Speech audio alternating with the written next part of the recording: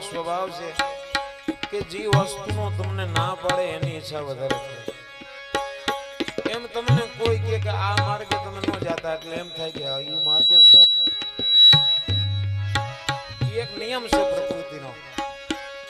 એટલે ગોપીચંદ રાજાને પણ એમ થયું કે બેનના ઘરે જવાની શું કામ ના પાડી, પણ માં કહે છે કે બેન ભાઈનો સંબંધ એવો છે કે બસ ત્યાં વાત પૂરી થઈ જાય.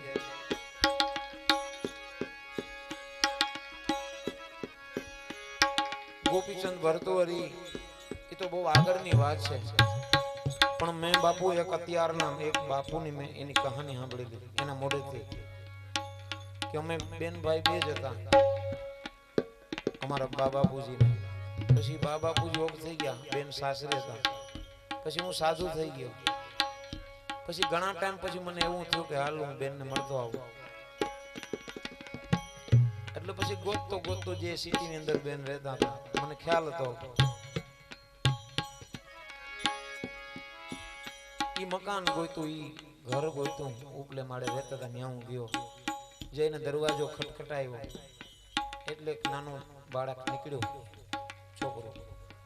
ખુલ્લો દરવાજો એટલે પછી એને પૂછ્યું કે તારા બા ક્યાં છે, એને બોલાવ.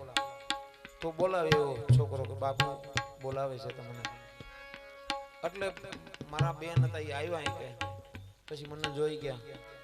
મેં કીધું બેન હું મળવા આવ્યો છું, અને મને સાધુ વેશમાં જોયો અને જીવનમાં એવી હકીકત બની કે બેનના પ્રાણ નીકળી ગયા. હે ભાઈ એટલું મન બોલાવું. પછી મને એવું થયું કે ઓહો સંસારની અંદર એક બેન હતી અને કુદરતને કેવી કે આજે હું એવું નિમિત્ત બન્યો કે આ નાના નાના બાળકો એ પણ મા વગરના થઈ ગયા, હું બેન વગરનો થઈ ગયો. અને પછી તો જીવનમાં એટલો વૈરાગ્ય લાગી ગયો. એટલે પ્રેમ વસ્તુ એવી છે ભાઈ.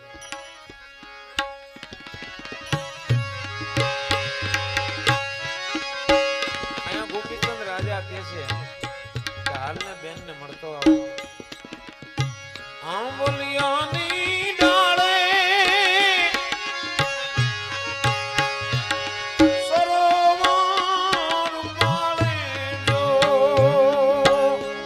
હવે તો સાધુ હાલીને પરિભ્રમણ નથી કરતા, ઓછું કરે છે. પેલા મોટી મોટી જમાતો આવતી, ગામના પાદરમાં ઝાડ નીચે ધોણો નાખે,